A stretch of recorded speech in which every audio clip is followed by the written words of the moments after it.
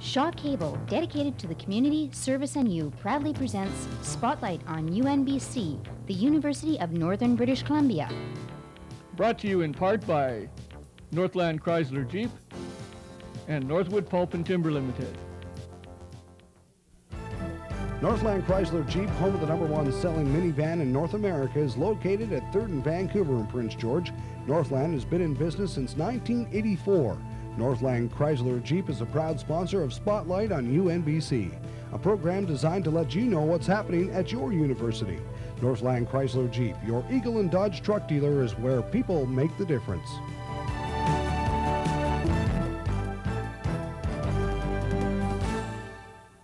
Northwood Pulp and Timber is a proud sponsor of Shaw Cable 10 and its volunteer-produced television programs. Northwood also supports UNBC. As a partner in progress, Northwood has donated $350,000 towards the scholarship fund. When matched by the government, it represents a contribution of $700,000. Welcome to spring and the April 1994 edition of Spotlight on UNBC. On this program, we're going to profile the Faculty of Health and Human Sciences, examine the important issue of student housing, and review the awarding of a contract which will make this one of the most high-tech university campuses in the country. For those viewers wanting to become UNBC students this fall, this is the time to apply. These stories and much more are coming up on this edition of Spotlight on UNBC.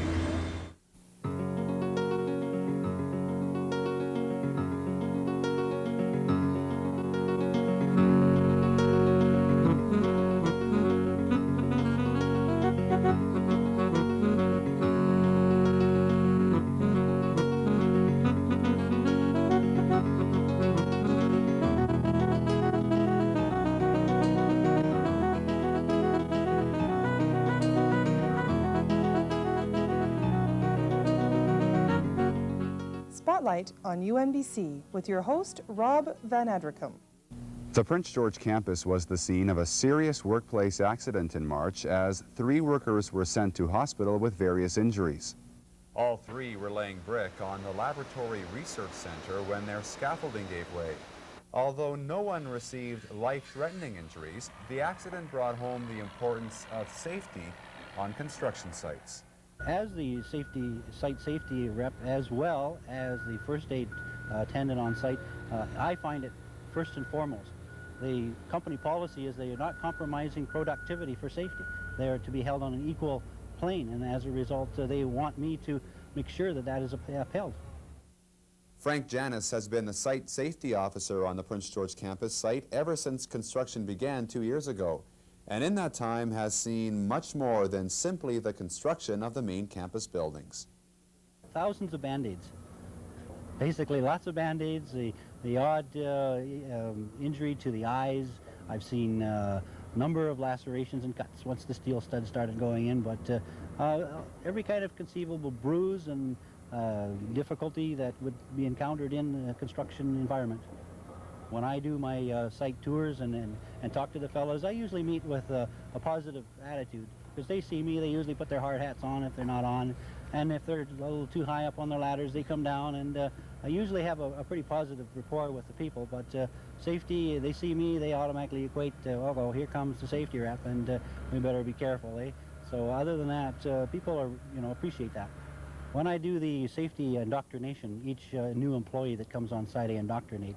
Usually Monday morning at 9:30, we sit down and we go through common problem areas on this site, what to watch for. We go through evacuation procedures, first aid, how to summon help in case of an emergency, evacuations.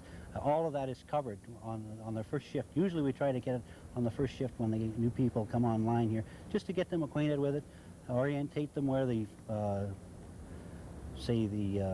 air horns are for summoning help, as well as the fire extinguishers are located on the various buildings on the various floors, and then get them acquainted that with what procedures are in place for able to summon help, summon first aid, and whenever there's difficulty, they can go to their safety reps.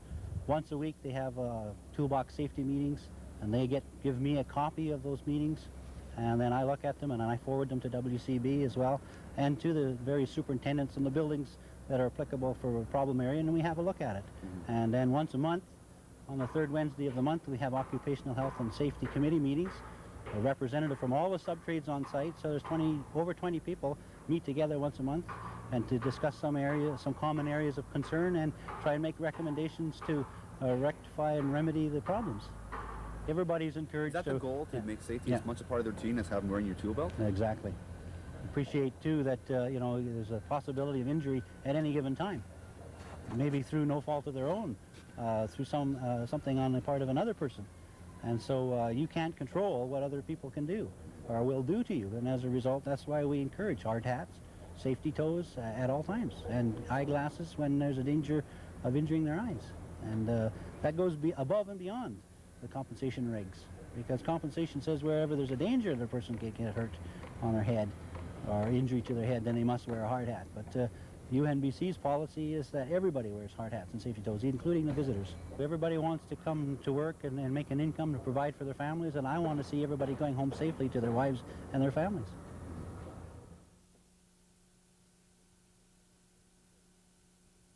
The start of full operations at UNBC is only about 5 months away, and all prospective students are encouraged to apply now. For those people interested in taking courses in education, social work, nursing, or psychology, this story will likely be of interest. All of those programs are contained in the Faculty of Health and Human Sciences. A couple of months ago, we began a series on this program examining each faculty and the programs each will offer starting in September. We began 2 months ago with the Faculty of Natural Resources and Environmental Studies, and that was followed last month by a profile of the Faculty of Research and Graduate Studies. We now continue the series with a look at the Faculty of Health and Human Sciences. They are probably the most needed programs in some ways in order to address the social and health needs of the population of this region, to train the health professionals in order to address them. We know from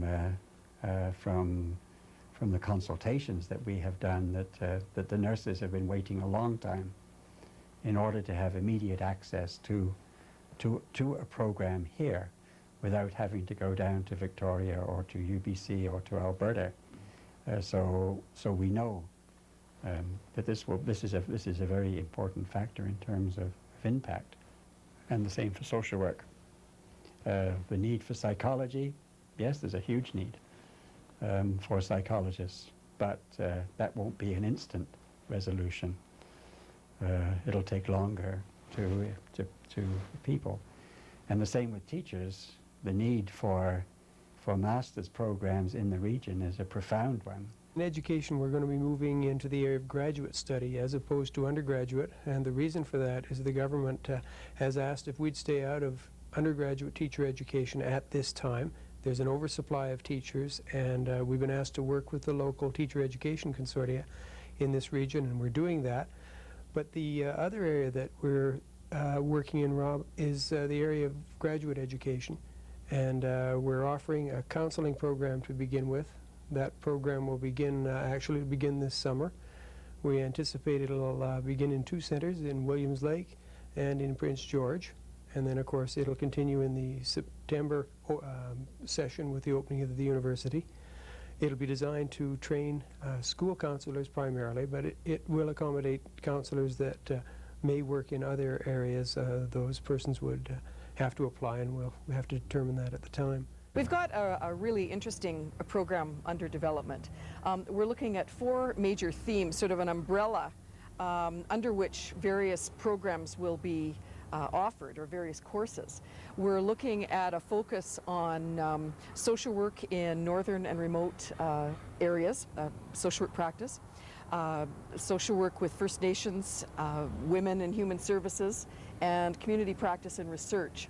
We also plan to offer MSW, a Master of Social Work program, which actually begins in 1994, September 1994, and we'll be starting with the Bachelor of Social Work program in 1995. Usually psychology in every other university in the country is in the Faculty of Science or the Faculty of Arts, more commonly the Faculty of Arts.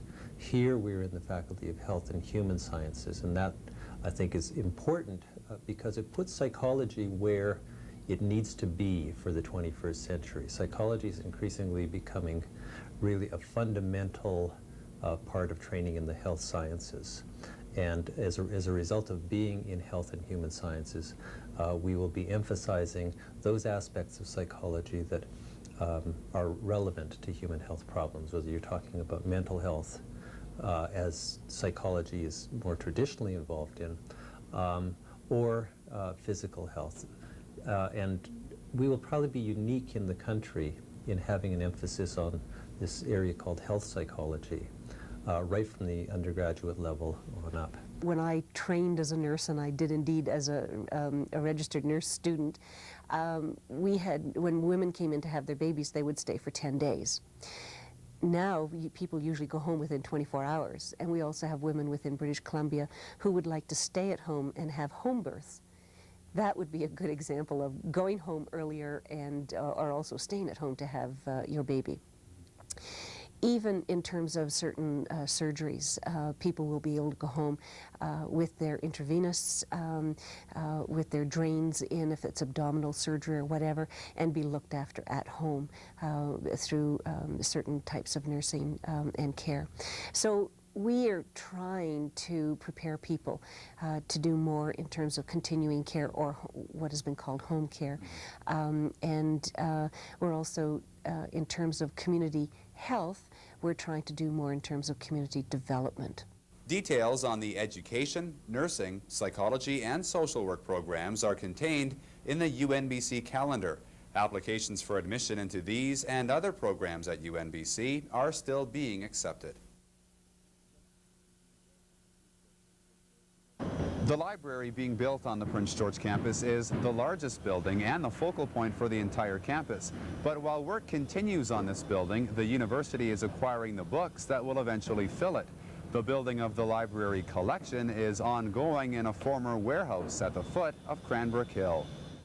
The library celebrated a milestone in March when book number 50,000 was cataloged.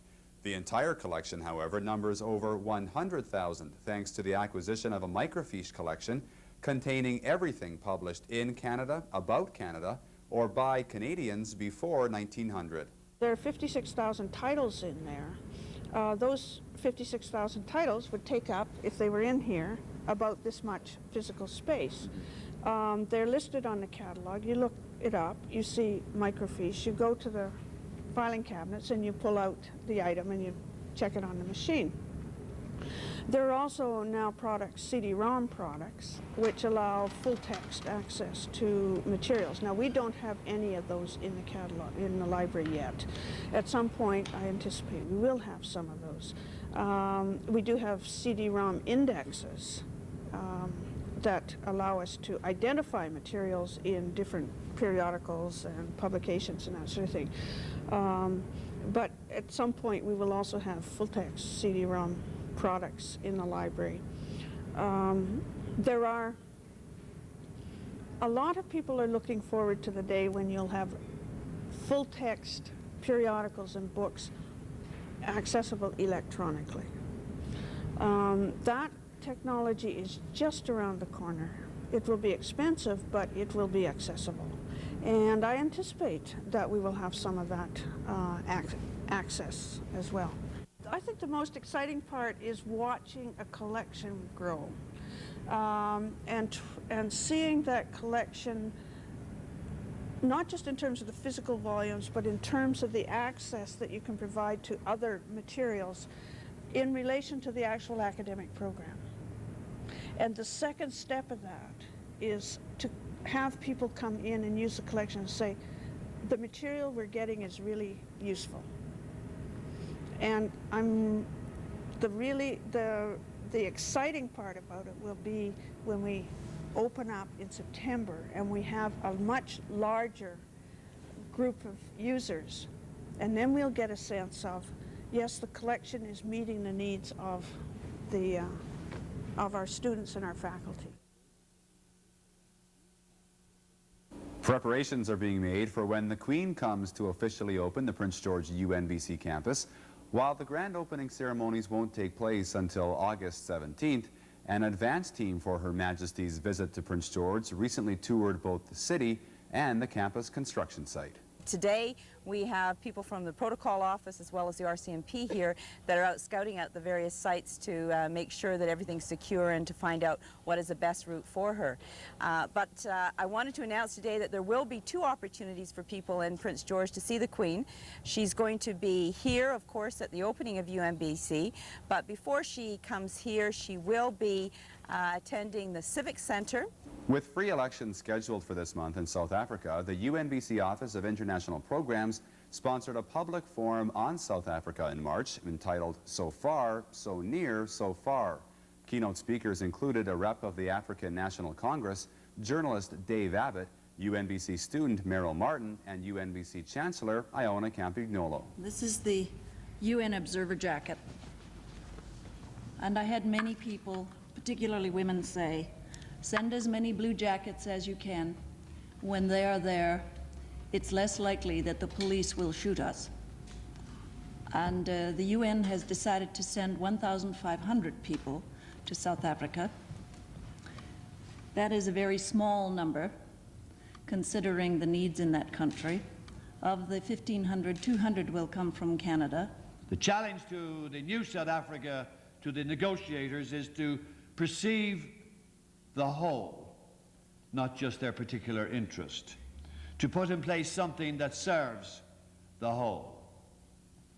South Africa's political leadership needs to design, construct, and engineer something quite extraordinary, a political dispensation which allows millions of people to move through the revolutionary phases that I've just talked about without pulling down the entire structure.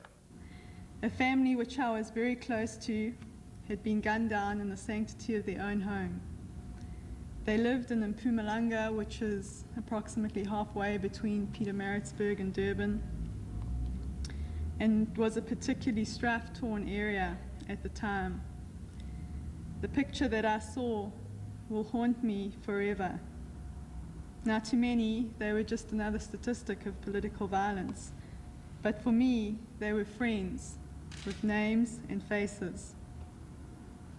And the picture that I most remember was of my little friend, 10-year-old Sibongile, lying in a pool of blood on the floor, her head blown open, her tiny body riddled with bullets, still clutching the yellow Bic pen with which she was doing her homework, her school book fallen at her side, splattered with blood. She will never realize her dreams. I was privileged to have a very fine education, but education shouldn't be a privilege, it should be a right. And I'd like to see the book and the pen, which Sibongile clutched in her hand, become the new weapons in the new South Africa, in achieving equality and justice.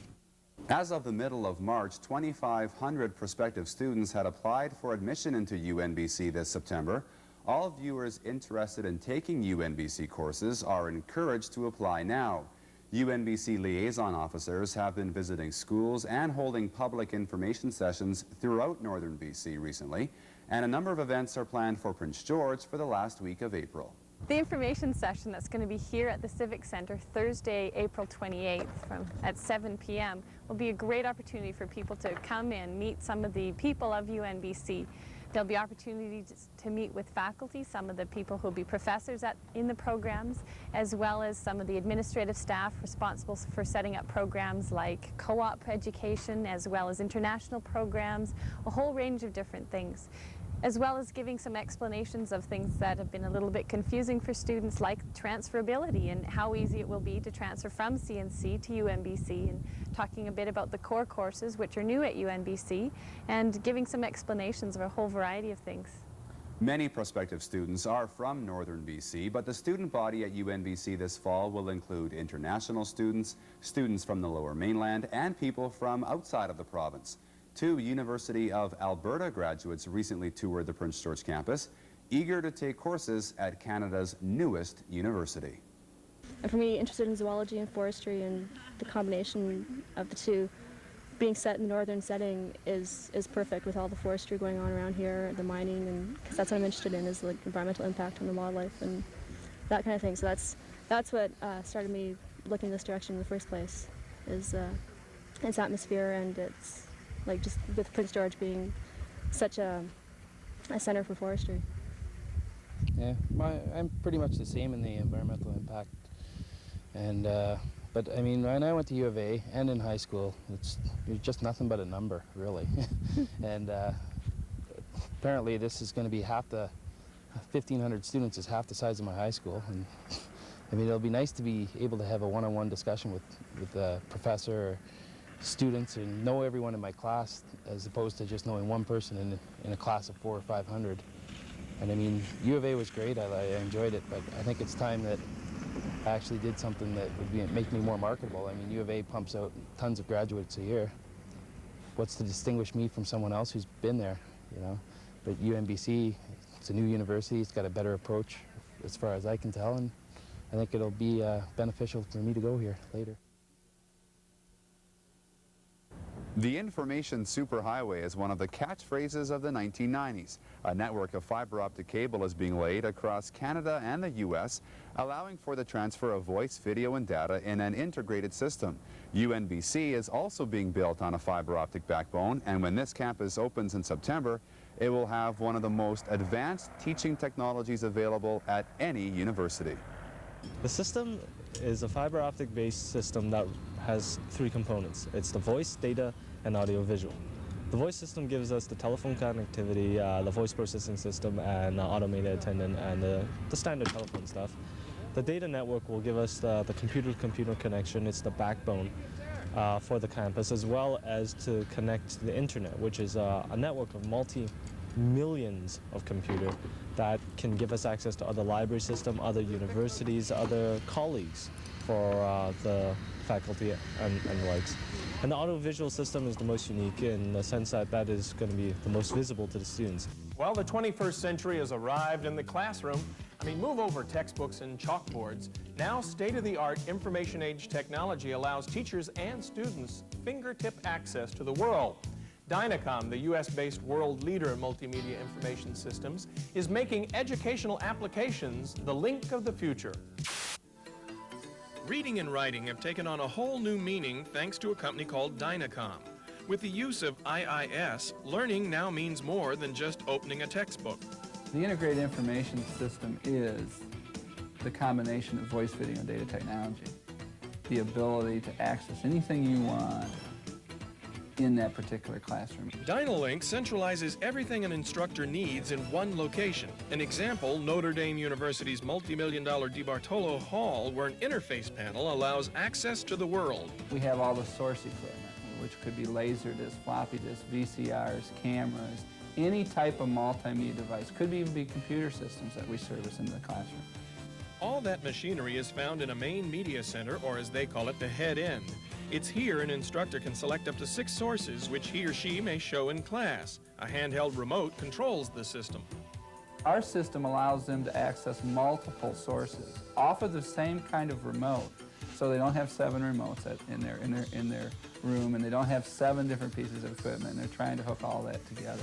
We let the instructors instruct. Dynacom will have an obvious presence on campus, but it is only one company that will be providing service as part of the integrated voice, video, and data system. The entire consortium of leading-edge telecommunications providers is being led by BC Tel. The infrastructure that you have, for example, fiber, I doubt very much today if you had 350 faculty, 1,500 students, and they were all trying to use that backbone, as we call it, you'd get all of their information on that backbone today and still have room for, I don't know, perhaps 10 to 20 times more users. If you looked at the Dynacom, which is the video that's running in the background, we refer to a head end. And Rob, that simply means that if you have a VCR that's been obsolete and there's a new one with more bells and whistles, you would unplug one VCR, recycle that somewhere else, and put in the new up-to-date state-of-the-art VCR. So really, you're positioned now to take advantage of technologies today, but technologies that we expect to come certainly in the next 3 to 5 years, 15 years. It has the capability to link all the classrooms at once right now. That means if you have a lecturer sitting in a 75 classroom theater, and you want 300 students to attend his lecture, You can sit the other students as an overflow in the other classrooms, and this can distribute his lecture to the other classrooms simultaneously, and they can interact the teaching. As well, now that the classrooms are separated, it is not limited by distance. That classroom could be in Terrace, could be in Fort St. John, could be in Dawson Creek. The interaction can still be there. This is the first part of it. When we're up and running in September '94, we won't have that full component, but it is the first integral part of that. It is the kernel of the system. Each of the main campus buildings is now rapidly nearing completion, but one chapter has yet to be written, and that will see construction begin on the first student residence to be located here on the Prince George campus. The student residences will be 274 beds, largely consisting of 4-bedroom apartment buildings. Each one of the apartments will have a common living room, kitchen, and bathroom area, with the bedrooms having individual desks. They're not a traditional style residence. They're very similar to a regular apartment. With as many as 700 to 1,000 students expected to arrive at UNBC from outside of Prince George this fall, the demand for housing both on and off campus will be large. Construction is going to begin on the residence this month. Hopefully they will open early on into the term. For all the students that have been accepted into residence, the university will be finding alternate accommodation until the time that they can move into residence. You know, you're sitting with less than a 3% vacancy factor in this community, and you have been for a number of years now. There is a strong demand for housing. Ivan Jorgensen is head of the Prince George Affordable Housing Committee. What has to change is that we're going to have to get some apartment units built in this community. And unfortunately, there doesn't seem to be I wouldn't say the desire is there to do it, but there are a number of other factors that appear to be entering into the marketplace that people are reluctant or are unable to provide or increase the supply of apartment units. We are finding over the long period of time, one of the things that's been happening is that the existing market rents have not increased to a level where they are equal to that rent that is required to make a new project viable. And without that kind of scenario, lenders are reluctant to provide any funds. The Development Services Director for the City of Prince George does not expect new apartment construction will meet the off-campus housing needs of students for this September. What I expect, there will be a lot of people who will bring in boarders into their house, which is certainly permitted within the city's bylaws. In fact, anyone can bring up to 2 boarders into a house and not pay any kind of a business license. So I think there will be a lot of that will take place. Also, we seem to be getting a bit of an interesting phenomenon happening, particularly for students and residents from out of town, where we see people from the outlying districts in the north purchasing condominiums or purchasing houses within the city to make them available for their children when they come to the city to attend UNBC in the future. So we're seeing some of that as well. The city's quite lucky in that we have still, well, I guess it's relative, but an affordable base, housing base and housing stock that people can choose from. And having been a student myself and having seen how creative one can get in terms of a housing crunch, I see students getting together, renting houses, and being resourceful to address that need. We've got a fair bit of lead time still for people to sit back and really contemplate whether they want to have a student in their home, and we sure are hoping that the people of Prince George do decide to open their doors up to these students. Thank you for tuning in to the April 1994 edition of Spotlight on UNBC, as we keep you up to date on all the latest happenings at the University of Northern British Columbia.